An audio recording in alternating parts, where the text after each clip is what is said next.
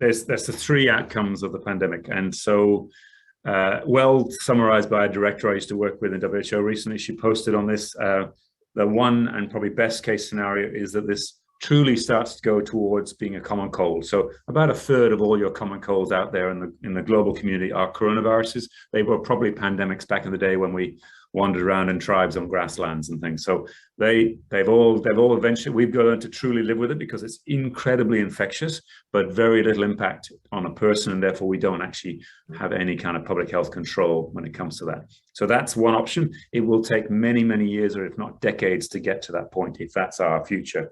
In the middle is where the money is right now, and that will be a series of epidemics, not a pandemic.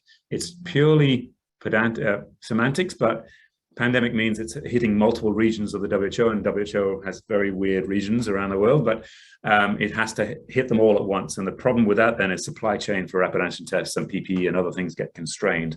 Whereas epidemics, we expect to come just before the big winter seasons, and they'll come in big waves, but just like the flu does. So it's not to say COVID will be like the flu, but it'll be a bad version of a bad flu season. And that will probably continue for another 18, 24 months or whatever it's going to take. So you could see waves that come through, but they are variants similar to Omicron or around the same. And then there's, if you're a betting person, maybe 10% risk, I would say.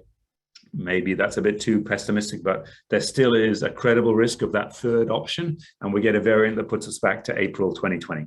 That would be our worst case option, but it's definitely still on the cards. And to say this, that the virus does not think like a Borg. It doesn't share information across. It's not a collective.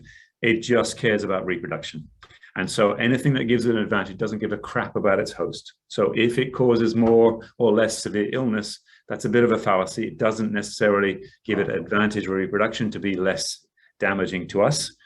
We can get lucky, and I hope that's the way it goes, and probably 90% chance it will, but there is still a chance it could go the other way, because as long as it gives advantage in reproduction rates to itself, that's what it cares about.